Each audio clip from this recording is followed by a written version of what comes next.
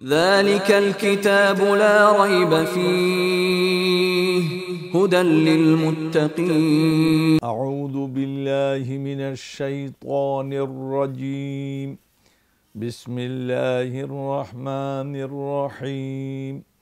وإذا قيل لهم اتبعوا ما أنزل الله قالوا بل نتبع ما ألفينا عليه آباءنا أولو كان آباؤهم لا يعقلون شيئا ولا يهتدون। আর যখন তাদেরকে বলা হয় আল্লাহ তাআলা যা কিছু নাজিল করেছেন তা মেনে চলো, তখন তারা বলে বরং আমরা মেনে চলব আমাদের পিতৃপুরুষদের রীতিনীতি, যদি তাদের পিতৃপুরুষ কিছুই না জানে।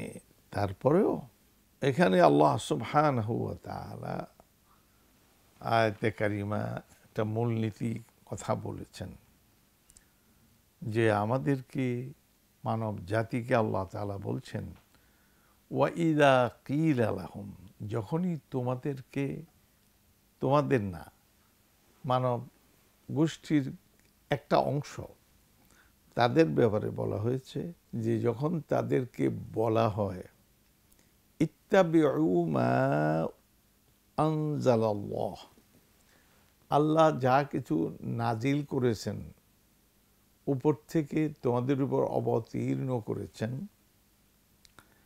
তার ইত্তেবা করো, তা মেনে চলো, তার অধীনস্থ হয়ে চলো।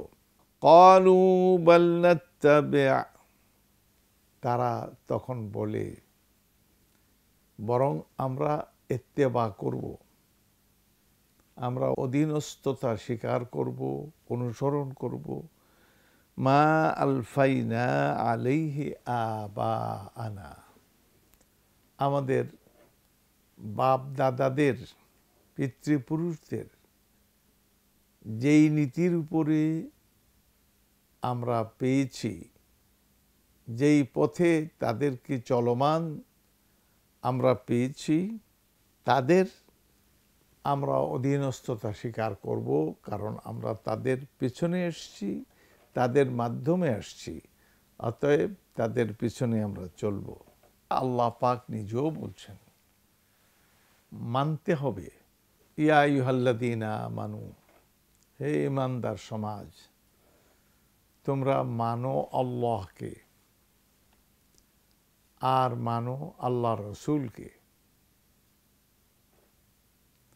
আতিউল্লাহ ইয়া আইয়ুহাল্লাযীনা আমানু, হে তোমরা যারা ঈমান এনেছো শুনো। আতিউল্লাহ, তোমরা মেনে চলো আল্লাহকে আর মেনে চলো আল্লাহ রসুলকে।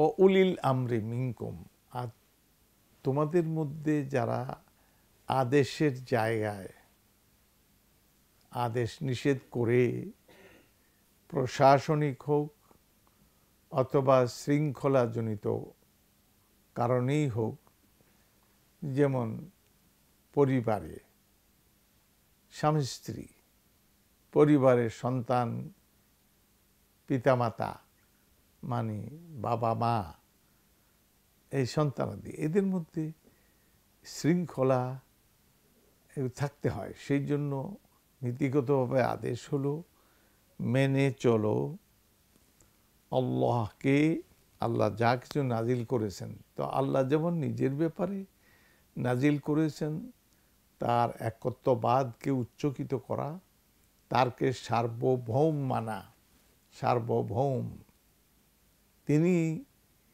একমাত্র আদেশদাতা, যার আদেশে তোমরা সৃষ্টি হয়েছ। কুন ফায়াকুন, তিনি বলেন হও, তার হয়ে যায়। তো তিনি বাস্তবেই বস্তুগত দিক থেকে, নীতিগত দিক থেকে, যে কোনো দিক থেকেই করো, তিনি হলো সার্বভৌম। আজকে তোমরা মানবে না, তোমাদের এখতিয়ার দেয়া হয়েছে, কিন্তু মৃত্যু হলে তোমরা কার কাছে যাবে? যেখান থেকে আসছো সেখানে যাবে। তো সেখানে গেলে তো তিনি তো তোমাদেরকে জিজ্ঞাসাবাদ করবেন। তখন কি অবস্থা হবে যে তোমরা আমাকে অমান্য করেছিলে কেন? জিজ্ঞাসাবাদ তো তিনিই করবেন। তার সামনে কেউ কথা বলার সাহস পাবে না, প্রতিবাদ করতে পারবে না। প্রতিবাদ করবেই বা কেন? তিনি যৌক্তিকভাবে, যুক্তিযুক্তভাবে তিনি কথা বলবেন।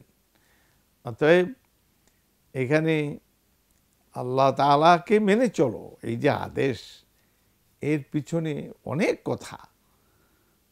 তখন কি এই কথা বলা চলে?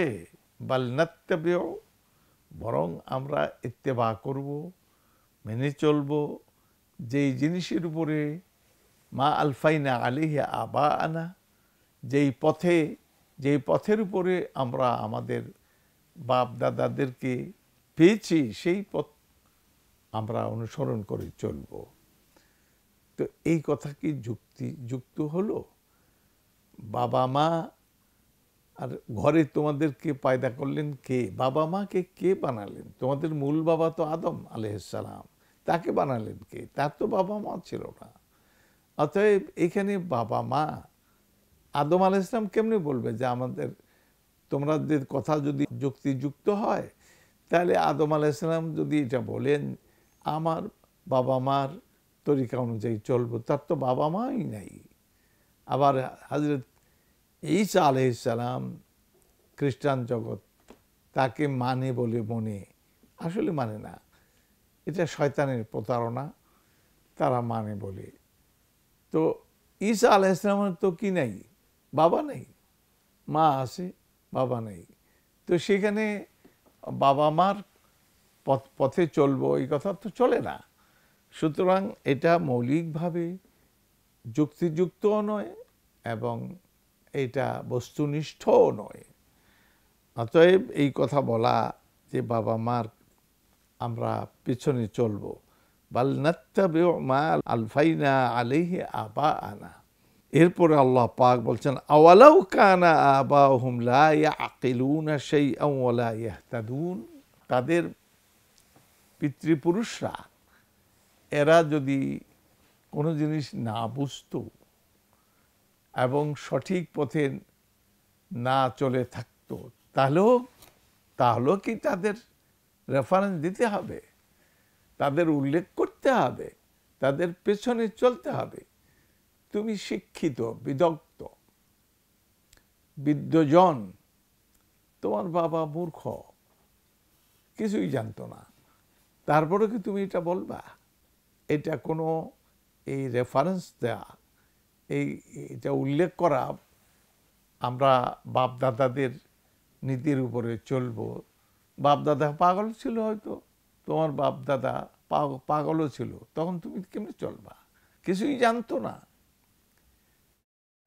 সে জঙ্গলি ছিল, এটা ছিল ওটা, তাহলে এগুলি যুক্তিযুক্ত নয়, এগুলি কোনো যুক্তিতে আসে না।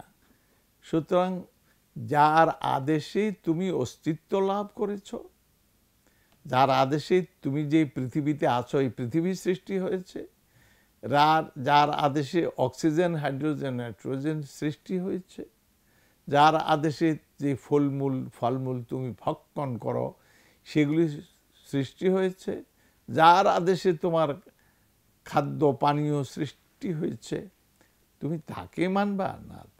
তোমাদের বাপ দাদাদার পিতৃপুরুষদেরকে এখানে অনুসরণীয় করবা না? এটা বিজ্ঞান নির্ভর নয়, যুক্তিযুক্তও নয়। অতএব এই একটা যুক্তিহীন এবং যার কোনো ভিত্তি নেই, ভিত্তিহীন কথাবার্তা বলা, এটা কি তোমাদের মতো সম্মানিত মানব জাতি, মানুষ হয়েও কি তোমরা এগুলি বলবে? আওয়ালাউ কানা আবাহুম লা ইয়াকিলুন, তাদের বাপ দাদারা যদি কিছুই না বুঝতো, বুদ্ধিশুদ্ধি না রাখতো, লা ইয়াকিলুনা শাইআন ওয়া লা ইয়াহতাদুন, এবং সঠিক পথে তারা চলমান ছিলও না, তারপরেও কি তারা এই পথে চলবে? সুতরাং এই কথাগুলো মানুষের মতো বুদ্ধিমান জীব সে যদি এগুলি না বুঝে তাহলে বুঝবে আর কি ফামাদা বাদাল হাক্ক ইল্লা দালাল, হকের পরে গোমরাহি ছাড়া আর কি আছে? হকটা যদি তুমি না বুঝো, সঠিকটা না বুঝো, তাহলে তো ভুল পথেই চলবে। সুতরাং আল্লাহ তাআলার কাছে আমরা এটা আরজি পেশ করি, আল্লাহ তাআলা যেন আমাদেরকে সকল ক্ষেত্রে সঠিক পথে চলমান হওয়ার তৌফিক দান করেন। ইন্নাহু ওয়ালিয়্যু যালিকা ওয়া আলা মা ইয়াশাউ কাদির। সুবহানা রাব্বিকা রাব্বিল ইজ্জাতি আম্মা ইয়াসিফুন ওয়া সালামুন আলাল মুরসালিন ওয়ালহামদুলিল্লাহি রাব্বিল আলামিন। ওয়াসসালামু আলাইকুম ওয়া রাহমাতুল্লাহি ওয়া বারাকাতুহু। ذلك الكتاب لا ريب فيه هدى للمتقين